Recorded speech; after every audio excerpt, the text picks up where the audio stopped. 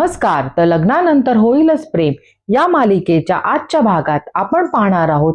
जीवा पार्थ आणि काव्याला बोलतो की नंदिनीला लग्न मंडपातून वसू आत्याने किडनॅप केलं होतं. रम्याने नंदिनीला असं सांगितलं आहे की 24 तासाच्या आत पुरावा घेऊन ये, नाहीतर हे घर सोड. पार्थ आणि काव्याला हे ऐकून धक्काच बसतो. काव्या बोलते की म्हणजे वसू आत्याने नंदिनी ताईला किडनॅप केलं होतं. तेव्हा तिला मागचं लग्नाचं सर्व आठवून तिला चक्कर येते. तेव्हा पार्थ तिला सांभाळतो. यावर काव्या रडूनच बोलते की म्हणजे हे सगळं खरंच वसू आत्यामुळे झालं आहे. म्हणजे लग्नात जे काही तमाशा झाला माझ्या ताईच्या कॅरेक्टरवर, त्या दिवशी सगळ्यांनी शिंतोडे उडवले. मानिनी बोलते की हे बघ, जोपर्यंत पुरावा सिद्ध होत नाही ना, तोपर्यंत या सगळ्या गोष्टीसाठी आपण वसू ताईंना जबाबदार तर नाही धरू शकत.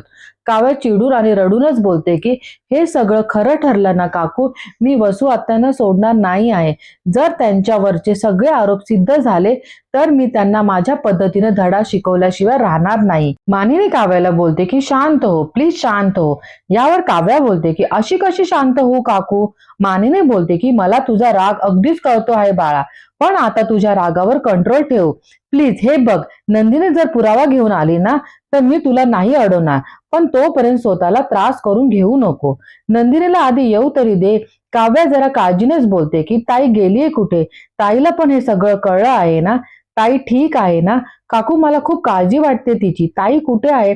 तेव्हा काव्या पार्थकडे जाते आणि बोलते की पार्थ फोन लावा ना प्लीज, मला बोलायचं आहे तिच्याशी. तेव्हा जीवा काव्याला बोलतो की शांत हो, नंदिनी पुरावे आणायलाच गेली आहे, प्लीज पॅनिक होऊ नकोस. तेव्हा तिथे जीवाला नंदिनीचा फोन येतो आणि बोलतो की नंदिनीचा फोन आहे. पार्थ बोलतो की स्पीकरवर ठेव. तर लगेच काव्या फोन घेते आणि बोलते की ताई ऐक ना, कुठे आहेस तू. तू प्लीज लवकर घरी ये, मला बोलायचं आहे तुझ्याशी. लवकर ये ग ताई प्लीज. यावर नंदिनी बोलते की हो शांत हो, मी येते घरी. पण काय झालं, तू का रडतीयेस, सगळं ठीक आहे ना. काव्या बोलते की ताई आम्हाला सगळं कळलं आहे वसू आत्याबद्दल. तू वसू आत्याच्या विरोधात पुरावा शोधायला गेली आहेस, तुला सापडला आहे का पुरावा. नंदिनी बोलते की हो, मला पुरावा मिळाला आहे. तेव्हा सगळे आश्चर्याने एकमेकांकडे पाहतात. नंदिनी बोलते की हा पुरावा वसू आत्याचा खोटेपणा सगळ्यांसमोर उघड करेल, एवढं मात्र नक्की.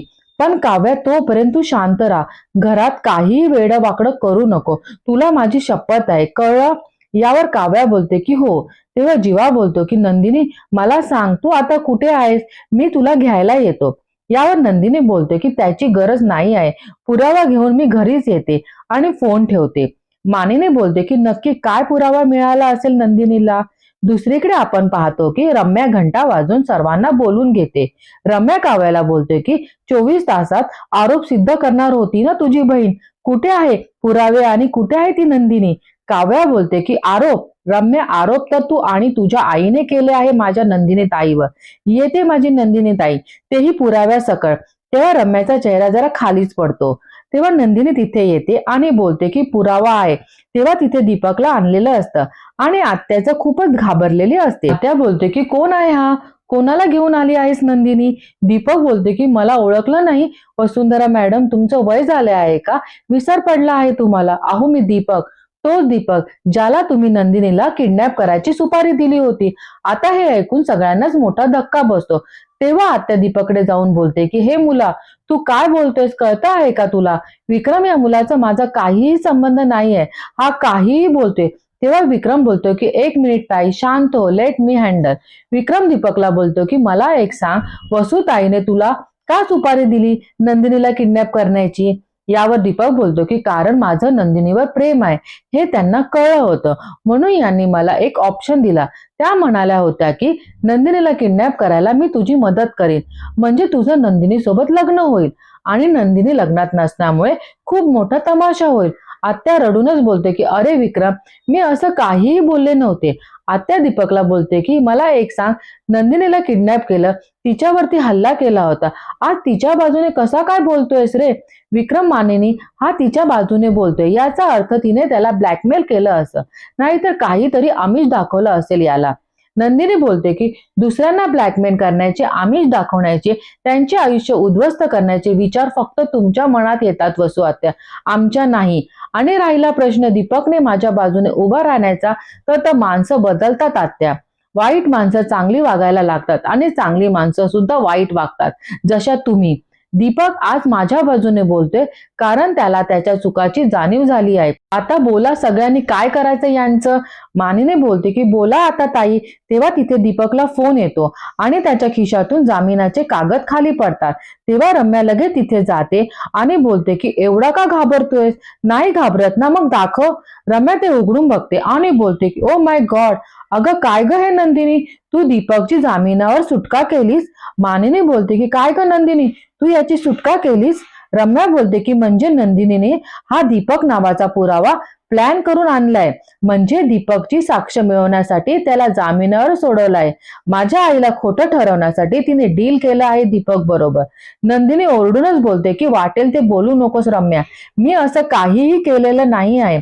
विक्रम बोलतो की म्हणजे तू दीपकला जामीन मिळवून दिलेला नाही आहे का?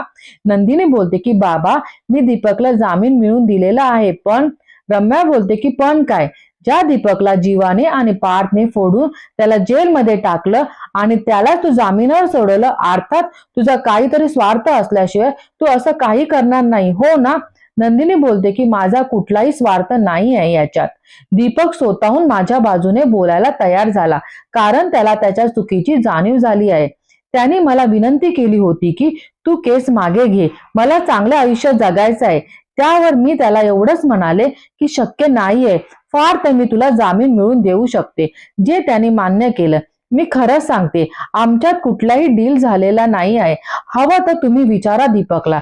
रम्या बोलते की विचारेल ना, विचारणारच आहे त्याला, पण मी नाही. माझ्या आईचे कमिशनर मित्र आता दीपकचा समाचार घेतील. साम दाम दंड भेद सगळेच वापरतील. नंदिनी बोलते की हो, मग बोलवा ना, कर, नाही तर डर कशाला. दीपक जरा घाबरूनच बोलतोय की ये नंदिनी, पोलीस कशाला, हे अति होते आता.